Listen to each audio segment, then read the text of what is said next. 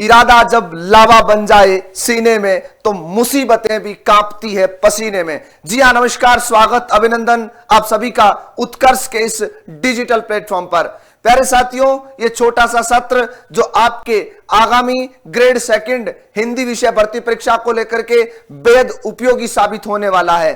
कहते हैं कि हाथ कंगन को आरसी क्या, पढ़े लिखे को फारसी क्या, प्रत्यक्ष को प्रमाण की आवश्यकता नहीं होती है। और एक बार फिर उत्कर्ष पब्लिकेशन ने यह साबित किया है, साहित्य संकलन ने यह बात साबित की है कि अगर कुछ कर गुजरने की तमन्ना हो और अगर कुछ बेहतर करने का ठान लिया हो और अगर आपने एक उपवन में चुनिंदा फूल लगाए हो तो उन फूलों का खिलना तय है। और मैं बात कर रहा हूं जो विगत भर्ती परीक्षा ग्रेड फर्स्ट हिंदी की बात कर रहा हूं, जहां पर हिंदी ग्रेड फर्स्ट के अंतर्गत आपके लगभग 55-56 सवाल के आसपास जो है वो साहित्य के आए थे। उन साहित्य इतिहास के प्रश्नों में अपनी साहित्य संकलन जो पुस्तक है उसकी क्या भूमिका रही, कितने सवाल आए, कितने नहीं आए, और ग्रेड सेकंड के लिए वो पुस्तक क्या सच में ही आधारभूत साबित हो सकती है, क्या रीढ़ की हड्डी साबित हो सकती है, क्या निर्णायक साबित हो सकती है, ये आप खुद तय कीजिएगा कि आगामी इन 70 से 75 दिनों के अंदर तुम्हें क्या करना चाहिए। क्या अभ्यास की सबसे बेहतर पुस्तकों में से एक साहित्य संकलन को हम जगह दे सकते हैं, यह निर्णय तुम्हें करना है। और इस छोटे से सत्र में मैं उन चीजों को आपके साथ में लेकर आया हूं जो आपकी तैयारी की दशा और दिशा दोनों बदलने में जो है सहायक सिद्ध होगी। स्वागत, अभिनंदन, नमस्कार। सबसे पहले तो आपको मैं दर्शन कराई देता हूं उस पुस्तक का। ये वो पुस्तक है जिसने ग्रेड फर्स्ट में गर्दे उड़ा दिए थे पेपर के बढ़िया से। हालांकि ये चीज शायद मैं YouTube पे कभी नहीं लेके आता, लेकिन मुझे चीज महसूस हुई बहुत सारे विद्यार्थी अभी भी इस चीज से अनभिज्ञ हैं। और जब अपने पास में एक गोल्डन आर्म संकलित करके रखी हुई है तो उसका मैं क्या करूंगा जब बच्चों तक ही नहीं पहुंच पाएगी। तो ये जानकारी आप तक प्रेषित करने के लिए मुझे मजबूरन इस वीडियो के माध्यम से आपसे जुड़ना पड़ा। प्यारे विद्यार्थियों, हिंदी साहित्य संकलन स्कूल व्याख्याता में जिसने परचम लहराया, मैं उस पर बात नहीं कर रहा हूं कि मैंने पढ़ाया उसमें से सब कुछ आया बोल के चला गया। मैं आज सबूतों के साथ, प्रमाण के साथ मैं आपके साथ में जुड़ा हूं। और क्लास नोट्स बहुत अलग की बात है। क्लास नोट्स में तो कितनी सारी बातें हम लिखा देते हैं, वहां से तो आता ही आता है ना। इसके अतिरिक्त भी बहुत सारी चीजें क्लास नोट से देखोगे तो लगभग सब कुछ मिला है। लेकिन एक अभ्यास पुस्तक से हूबहू सवालों का छपना अपने आप में खुद को जो है बड़ा सुकून सा महसूस करवाता है। बड़ा अच्छा लगता है कि जो मैंने मेहनत की है वो कहीं ना कहीं जो है सार्थक साबित हो रही है। ये ग्रेड फर्स्ट अब आ रही है वरिष्ठ अध्यापक भर्ती परीक्षा को उसकी औकात दिखाने की। तो प्यारे साथियों, मैं कुछ चीजें आपके साथ में डिस्कस कर रहा हूं, छोटे से सेशन में बने रहे और आपको ये छोटा सा सेशन मजबूर कर देगा ये पुस्तक पढ़ने के लिए, ये मैं आपको भरोसा दे रहा हूं। आपको जो लाल पेन से दिखाई दे रहे हैं वो आरपीएससी द्वारा दिए गए पेपर के क्वेश्चन है। और यहां पर जो मैं लिखा है मैंने, ये सारी मेरी पुस्तक की पेज संख्या के साथ में है ना। किस पेज नंबर पर कौन सा सवाल है। सवाल था पत्र पत्रिका के संपादक और संपादन के स्थान के साथ में। और यहां पर सीधे सीधे देख सकते हो, चाहे वो ब्राह्मण की बात हो तो ब्राह्मण पत्रिका संपादक स्थान, ठीक है। उसके बाद में हिंदी प्रतीप की बात हो तो उसके बाद में इनके कौन कौन से संस्थापक है, सॉरी संपादक है। पेज नंबर 208, 209 और 211 अगर इन पे देखोगे तो ये पूरा प्रश्न तुम्हें मिल जाएगा। ये रहा भारत मित्र, है ना। कौन सा? ये रहा भारत मित्र, भारत बंधु, हिंदी प्रतीप, आनंद कांदीबनी, है ना। ये सभी जो है पत्र पत्रिकाओं की बात रही। ये रही बद्रीनारायण चौधरी, प्रेमगन, आनंद कादम्बनी, है ना। भारत मित्र, हिंदी प्रतीप, ब्राह्मण और आनंद कादम्बनी, इन सब का लेकर के विवरण आप इस पुस्तक के पेज नंबर 208, 209 और 211 पे देख सकते हो। अगला सवाल था रचना और रचनाकार की दृष्टि से कौन सा विकल्प सुमेलित नहीं है। नेमिनाथ रास, स्तूलीभद्र रास, भारतेश्वर बाहुबली रास, श्रावकाचार। ये दो पेज नंबर 16 पे देख लेना। भारतेश्वर, स्तूलीभद्र और श्रावकाचार तीनों एक ही जगह पड़ी हुई, ध्यान रखिएगा। उसके बाद में बचा कौन, नेमिनाथ। ये रहा स्र का चार का एक और यहां पर लेकर के जो है, और ये रही नेमिनाथ रास। पेज नंबर 8 और पेज नंबर 16 अगर पढ़ोगे तो आपको इस प्रश्न की पूरी व्याख्यात्मक तरीके से चीजें मिल जाएगी। और मैंने हर प्रश्न की व्याख्या ऐसे ही डाली हुई है। अब देखो ये सवाल एक श्रावकाचार का सवाल है ना, इसमें सब कुछ लिखा है, कब हुई, किसने की, कितने दोहे थे, कितने नहीं थे, इसमें क्या है, कौन सा छंद प्रयोग हुआ, सब कुछ इसमें लेके डाला हुआ है।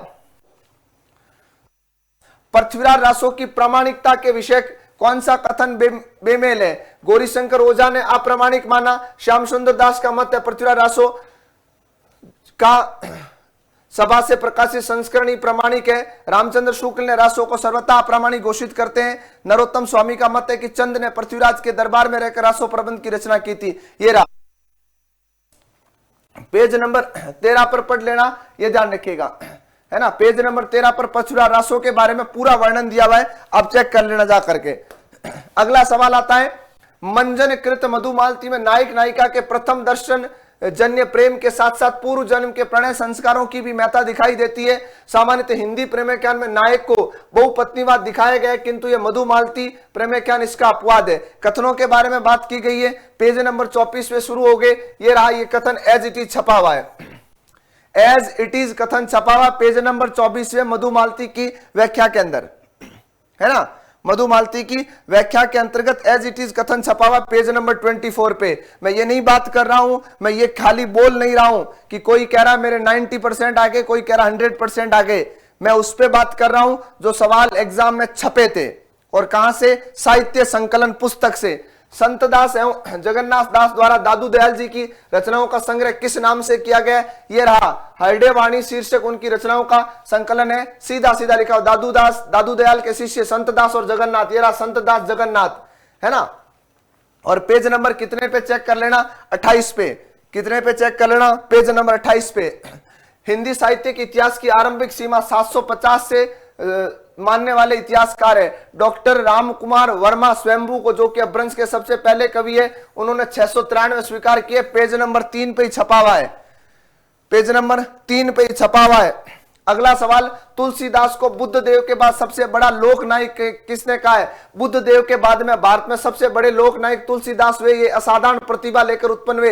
ये कथन किसका है? ये रहा यहाँ पर गिरियर्सन लेके बैठे हुए।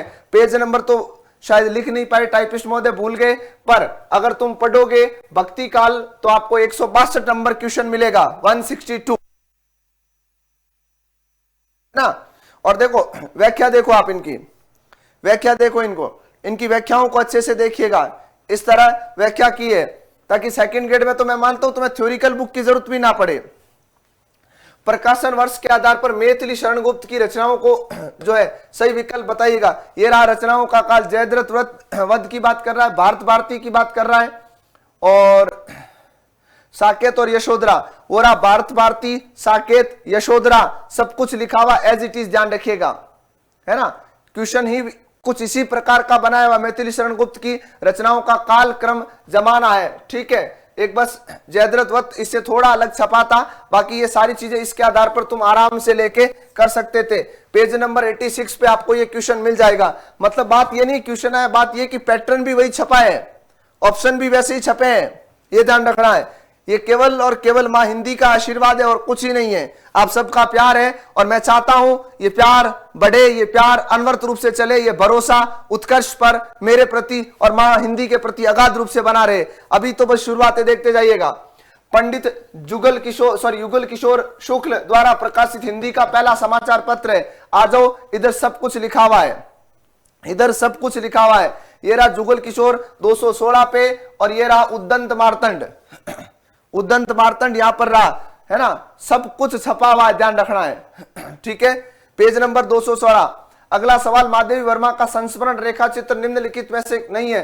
माटी की मूर्तें, स्मृति की रेखाएं, अतीत के चलचित्र, पथ के साथी। ये रहा राम वृक्ष बेनीपुरी द्वारा रचित माटी की मूर्तें। ये रहा माटी की मूर्तें राम वृक्ष बेनीपुरी का, ध्यान रखिएगा। और सवाल क्या है? रेखा चित्र नहीं है, रेखा चित्र नहीं है, देख लो सीधा। स्मृति की रेखाएं उस विकल्प में भी छपा हुआ है, अतीत के चलचित्र इस विकल्प में भी छपा हुआ है। और बताओ क्या लोगे हैं? और सीधा सीधा एज इट इज, ऑप्शन नहीं चेंज हुए भाई, ऑप्शन नहीं बदले हैं, हाँ ऑप्शन नहीं बदला है। और ये देखो ये क्वेश्चन 633 634 ये माटी की मूर्तें, अगर ये पढ़ के गए हो ना तो नाका लगा है, ये ध्यान रखना है। अब कोई ज्ञान दे देगा पेपर इजी था, हाँ रचनाएं तो ऐसे आएगी, फूल वाली नहीं आएगी। विशलदेव रासो के संदर्भ में कथन है गलत। नरपति नाले श्रृंगार रस परक गे वीर्य वर्णन में 12 मासा पद्धति का प्रयोग हुआ है, ये छंद विविध्य परक रचना है। तो देखो सब कुछ लिखा हुआ है, ये राग गे 12 मासा का वर्णन और भोज परमार की और जो है कथा सरस वगैरह इसमें, तो सारा का सारा विवरण पेज नंबर 11 पे आपको मिल जाएगा, ये ध्यान रखिएगा पेज नंबर 11 पे मिलेगा। अगला सवाल देखो, निबंध संग्रह और निबंधकार की दृष्टि से असंगत विकल्प कौन सा है? कला का जोखिम अज्ञेय, विराम चिन्ह रामविलास शर्मा, चेतना के बिंब डॉक्टर नगेंद्र, नया साहित्य नए प्रश्न नंद दुलारे वाजपेयी, नया साहित्य नए प्रश्न नंद दुलारे वाजपेयी 192 पे पड़ा है। चेतना के बिंब नगेंद्र का 241 पे पड़ा है।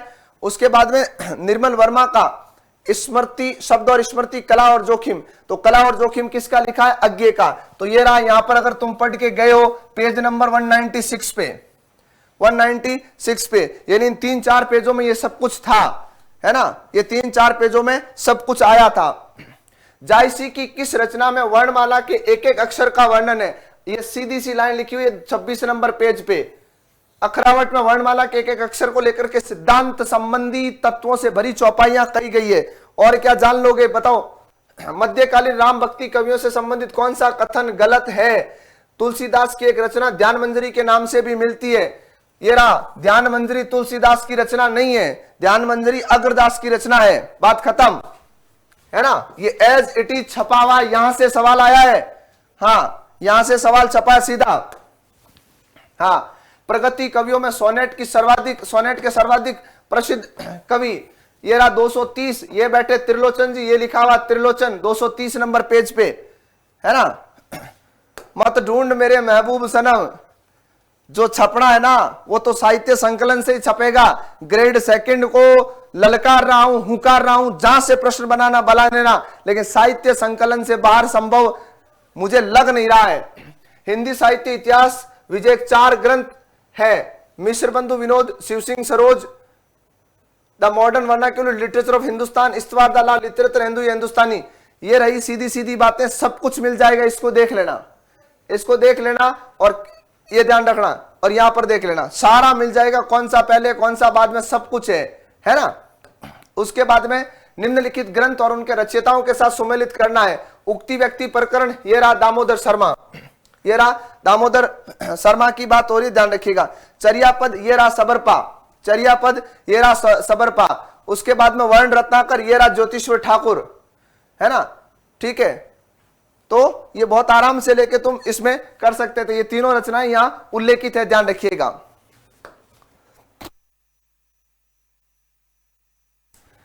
रीतिकालीन कवि देव विषय में निम्न में से कौन सा कथन गलत है? कवि देव ने व्यंजना को उत्तम काव्य माना है, कवि देव ने व्यंजना को उत्तम काव्य माना, जबकि क्या लिखा? अभिधा उत्तम काव्य है, अभिधा उत्तम काव्य है, मध्य लक्षणालीन, अदम व्यंजना रस विरस, उल्टी कहत नवीन। तो सीधी सी बात है, यहां पर क्या लिखा हुआ? अभिधा उत्तम काव्य है। तो भाई ये हो गया ना काम, जान लोगे क्या इसकी? पेज नंबर 56 पे, ठीक है, हाँ 56 पे, हाँ ये 56 ने और गर्दे उड़ा दिए। क्या लिखा? आगे के सुकवि रिंजे तो कविता ही ना होत, राधिका कनई सुमरिन को बहानो। रीतिकाल की विशिष्टता की ओर संकेत करता निम्नलिखित में से पद्य किस कवि का है? अरे भाई और क्या चाहिए बताओ? पंक्ति जिस क्वेश्चन को बनाया है ना मैंने, एज इट इज आया है वैसे, है ना। बस ये रहे भिखारी दास जी, यहां बैठे रहिए, यहां बैठे हुए, पेज नंबर 56 पे चेक कर लेना। फिर मत कहना कि सर आप तो ऐसे कहते रहते हो क्लास के अंदर, मैंने पढ़ाया वही आया। मैं व्याकरण के उदाहरणों पर तो बात ही नहीं कर रहा हूं, है ना, उन उदाहरणों पर तो बात ही नहीं कर रहा हूं। व्याकरण तो खैर कॉन्सेप्ट बेसिस विषय माना जाता है, फिर भी आप शब्द शुद्धि, संधि, समास, उपसर्ग, प्रत्यय, जो कुछ पूछा जा रहा है ना, इवन आरएस मेंस तक की बात कर रहा हूं। आप कोई कॉपी उठा के देख लेना व्याकरण की, क्या कहा, भूषण की रचना नहीं है। ये तो पीछे वाली क्लास से देख लेना जो अभी कल परसों करवाई थी, उसमें से बादशाह भूषण जसवंत सिंह की 10 बार करवा दिया, पेज नंबर 76 पर देख लेना, 76 था, हाँ। निम्नलिखित में से तुलसीदास कृत रामचरितमानस में जो है कांड लिखे गए उनका सही क्रम क्या है। देखो क्या है, 1574 इस ग्रंथ में 7 कांड है। बाल, अयोध्या, अरण्य, किष्किंध, सुंदर, लंका उत्तर में, बाल, अयोध्या। लेकिन इसमें इसने क्या किया, बाल कांड, अयोध्या कांड ऐसे दिया सीधा, तो बाल, अयोध्या, उसके बाद में क्या आता, अरण्यक आता है, बाल, अयोध्या, अरण्यक, और फिर क्या है, किष्किंध। शुरू के 4 ही दिए, तो ये as it is page number 41 पे पढ़े। इनमें से किस विद्वान ने आदिकालीन सिद्ध कवियों का संग्रह हिंदी काव्य धारा के नाम से, हिंदी काव्य धारा पेज नंबर 246, राहुल सांकृत्यायन। ये चार्ट बनाया हुआ पूरा। सबसे लास्ट में इस किताब के अंदर पुरस्कार, मुख्य रचनाएं जिसमें साहित्य अकादमी, ज्ञानपीठ, मंगला पारितोषिक, मीरा पुरस्कार, बिहारी पुरस्कार, इन पुरस्कारों के साथ साथ में कवियों के उपनाम, मुख्य साहित्य सम्मेलन हिंदी के जितने भी वे, उसके बाद में मुख्य साहित्य इतिहास ग्रंथ, उसके बाद में नामकरण से संबंधित किसने किसको क्या कहा था, कवियों के उपनाम, सब कुछ एक विवरणिका दी हुई उस किताब के पीछे। अंतिम 4 पेजों में पूरा का पूरा सोना भरा हुआ उसमें। नंददास की रचना है, पेज नंबर 35 पे देख लेना, रसमंजरी लिखा हुआ है नंददास। पृथ्वीराज रासो के विषय में इतिहासकारों में कौन सा कथन गलत है। कर्नल टॉड पृथ्वीराज रासो के नागरिक प्रचार द्वारा मानते हैं, बुलर पृथ्वीराज के आधार पर अप्रामाणिक मानते हैं, हजारी प्रसाद द्विवेदी मानते हैं कि चंद बरदाई की रचना किंतु उसका मूल स्वरूप, मुनि जिन विजय सुनीति कुमार चटर्जी पृथ्वीराज रासो को एक जाली ग्रंथ मानते हैं। ठीक है, तो ये कथन असंगत पूछा था, जबकि जाली ग्रंथ तो किसने कहा था, आचार्य रामचंद्र शुक्ल ने। किसने कहा था, आचार्य रामचंद्र शुक्ल ने। विधा रचना और रचनाकार की दृष्टि से असंगत विकल्प है, बताइएगा। रिपोर्टार, रेखाएं और चित्र, तो ये किसकी, धर्मवीर भारती की नहीं है। ये रहा उपेंद्र नाथ अश्क 1955, पेज नंबर लिखना भूल गए लेकिन मिल जाएगी 500%, कोई भी इधर उधर से नहीं लिया गया इसको। भक्ति काल पूर्व के हिंदी साहित्य के संबंध में डॉक्टर रामकुमार वर्मा का मत, उन्होंने इसके प्रथम काल को संधि काल नाम दिया, उन्होंने इसके दूसरे काल को चारण काल नाम दिया। रामकुमार वर्मा ने आदि काल को संधि काल और चारण काल नाम दिया, ये लिखा हुआ है पेज नंबर 5 पे देख लेना। वो 2 डिवाइडेशन है संधि और चारण काल के। इनमें से नागार्जुन की रचना नहीं है, नागार्जुन की रचना नहीं है। जमुन जल तुम हजार हजार बाहों वाली, हजार हजार बाहों वाली, ये रही नागार्जुन की है। सतरंगे पंखों वाली, ये रही सतरंगे पंखों वाली। प्यासी पथराई आंखें, ये रही प्यासी पथराई आंखें। तो ये भी आगे, ये भी आगे, ये भी आगे, इसका मतलब ये नहीं है, ध्यान रखिएगा। ठीक है, उसके बाद में भारतेंदु की कौन सी रचना मौलिक नहीं है। भाई साहब और क्या लोगे बताओ, मौलिक नाट्य कृति नहीं है। भारत दुर्दशा वहां भी छपा है, अंधेर नगरी वहां भी छपा है, कर्पूर मंजरी वहां भी छपा है। बस ये ऑप्शन थोड़ा पता नहीं कहां से अलग लेके आ गया, ऑप्शन सीधे कॉपी पेस्ट हुए हैं, विकल्प सीधे मिले आपको। पेज नंबर 166 पे देख लेना। रचना और रचनाकार की दृष्टि से असंगत विकल्प है। क्या कहा, अंधी गली उपेंद्र नाथ अश्क, 8वां सर्ग सुरेंद्र वर्मा, रक्त बीज शंकर शेष, पोस्टर महेंद्र भल्ला। अब अगर थोड़ा सा देखो तो शंकर शेष के प्रमुख नाटक में पोस्टर लिखा हुआ है, राइट, 169 पेज पे देख लेना पोस्टर।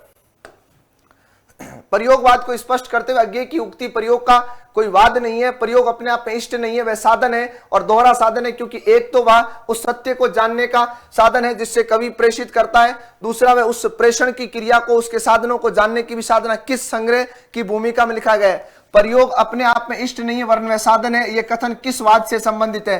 भाई साहब प्रयोगवाद लिखा हुआ है, और प्रयोगवाद की बात करता हूं तो अज्ञेय के दूसरे सप्तक की भूमिका में मिलता है, यह साफ लिखा हुआ है। अरे रचनाएं आना कोई बड़ी बात नहीं होगी, शायद मैं मान लेता हूं, लेकिन मुझे खुशी इस बात की होती है जब मैं ये देखता हूं कि काव्य की पंक्तियां जो पूछी जा रही है वो साहित्य संकलन में है, किसी आधुनिक काल के कथन को पूछा जा रहा है वो एज इट इज साहित्य संकलन में है। जब रचनाओं से सवाल आते हैं तो ऑप्शन चेंज नहीं होता है। ये मां हिंदी का आशीर्वाद है, ये मां भगवती की कृपा है, तब ऐसा सब कुछ संभव है। इनकी सी विशुद्ध, क्या लोगे, जीव ले लो इसका। इनकी सी विशुद्ध सरस और शक्तिशालिनी ब्रज भाषा लिखने में कोई और कवि समर्थ नहीं हुआ। उसमें विशुद्धता के साथ प्रौढ़ता और माधुर्य भी अपूर्व है। वी प्रलंब श्रृंगार, छपा है ना पूरा का पूरा, है ना। गणानंद के बारे में कथन किसका है, यह विगत कक्षाओं में करवाया हुआ है। और वहां पर मैंने प्रश्न को बदल के लिखा कि रामचंद्र शुक्ल ने यह कथन किसके लिए कहा था। बोलो बांके बिहारी लाल की जय। सच में अगर आपको लगता है कि साहित्य संकलन एक गोल्डन बुक के रूप में साबित होगी विगत भर्ती परीक्षाओं आगामी भर्ती परीक्षाओं के लिए, विगत भर्ती परीक्षाओं को देखते हुए, इसमें कई अमूलचूल परिवर्तन भी होंगे आगामी वैकेंसी के लिए, टेंशन मत लो। इस किताब को और सुंदर रूप दिया जाएगा। सुंदरता का तात्पर्य मेरे अच्छे कंटेंट से है, ध्यान रखिएगा। नई कविता पत्रिका का प्रकाशन कहां से प्रारंभ हुआ, ये रही नई कविता, प्रकाशन स्थल इलाहाबाद, साफ साफ शब्दों में लिखा एक आपके पेज नंबर 129 पे। उसके बाद में आता हिंदी कहानी आंदोलन और उसके प्रेरणा। ये आपको मैंने YouTube पे भी कल परसों लिखाया था, तब 7-8 कहानियां लिखाई थी, है ना। तो असंगत पूछा है तो इसमें से देख लो तुम, कहानी लिखा हुआ है, कहानी यहां पर रहा, है ना। गंगा प्रसाद विमल और अन्य। समांतर कहानी वो रहा, समांतर कहानी कमलेश्वर के साथ में। सचेतन कहानी वो रहा महीप सिंह के साथ में। सक्रिय कहानी राकेश वत्स से, अमृत राय है नहीं। बस ये रहा पेज नंबर 141, खंगाल लेना और YouTube की कल परसों की क्लास देख लेना। कल परसों का मतलब सप्ताह भर में कोई पढ़ा है उसमें से। ग्रंथ के लेखक की दृष्टि से कौन सा विकल्प सुमेलित नहीं है। हिंदी साहित्य का अतीत विश्वनाथ प्रसाद, ये ध्यान रखिएगा। हिंदी साहित्य का आदिकाल आचार्य हजारी प्रसाद द्विवेदी। हिंदी साहित्य उद्भव विकास डॉक्टर धीरेन्द्र वर्मा, देख लेना। हिंदी साहित्य उद्भव विकास और रीति काव्य की भूमिका ये तो है ही नगेंद्र की। तो आपको केवल और केवल द्विवेदी के बारे में पढ़ना था, यहां से काम हो जाता। किस आचार्य के दार्शनिक सिद्धांत को द्वैतवाद के नाम से जानते हैं, तो द्वैतवाद के संस्थापक मध्वाचार्य माने जाते हैं, ये ध्यान रखिएगा। पेज नंबर 31 पे ये, ठीक है। तो लगभग साथियों, लगभग नहीं एज इट इज बात करता हूं तो 35 प्रश्न जो है वो 56-57 प्रश्नों में से डायरेक्ट एक पुस्तक से छपना एक मेरा पहला प्रयास था हिंदी साहित्य को लेकर के, जो मैंने इन 2 भर्ती परीक्षाओं के लिए कार्य किया, जो स्कूल व्याख्याता भर्ती और वरिष्ठ अध्यापक भर्ती परीक्षा। इस पुस्तक का विमोचन मैंने विगत जुलाई में किया था, शायद जहां तक मुझे याद आता है, और अब जुलाई आने वाला है। तो 1 साल में जो आपने असीम प्रेम दिखाया और मां हिंदी ने जो आशीष दी, मैं आपको भरोसा देता हूं कि आप जिस नाम के पीछे जुड़े हो, जिस उत्कर्ष नाम के पीछे आप हो, और मां हिंदी के आशीर्वाद के पीछे जो आपने व्यक्तिगत रूप से मुझे बहुत सी बड़ी शोहरतों से आपने नवाजा है, तो मां हिंदी का आशीर्वाद रहा। तो तेरा तुझको अर्पण के भाव से मैं तुम्हारे लिए, मां हिंदी के लिए जितना मुझसे हो पड़ेगा मैं उतना करता रहूंगा। मेरे लिए बस इतनी सी बड़ी बात है कि मां हिंदी के प्रति ये मेरी कृतज्ञता हमेशा बनी रहे। तो प्यारे साथियों, जो कुछ अपने विचार हो इस पुस्तक के बारे में एक बार कमेंट सेक्शन में जरूर साझा कीजिएगा। मैं तुमसे नहीं कहता इस चीज को शेयर करो, मैं नहीं कहता तुम कमेंट करो, लेकिन आज मैं तुमसे कह के जा रहा हूं कि ये आवाज, ये बात, ये जानकारी राजस्थानी नहीं, भारत के उस हर विद्यार्थी तक जानी चाहिए जिसको सच में आवश्यकता है साहित्य से संबंधित कुछ अच्छी और गोल्डन और चुनिंदा बातों की। मैं कह सकता हूं कि साहित्य इतिहास के प्रश्नों का ये जो मैंने गुलदस्ता बनाया है, ये आपके भविष्य में जो है खिलते फूलों की तरह नजर आएगा। मेरा प्रयास और भी तुम्हारे लिए बेहतर का रहेगा। नमस्कार, साधुवाद, आशीर्वाद।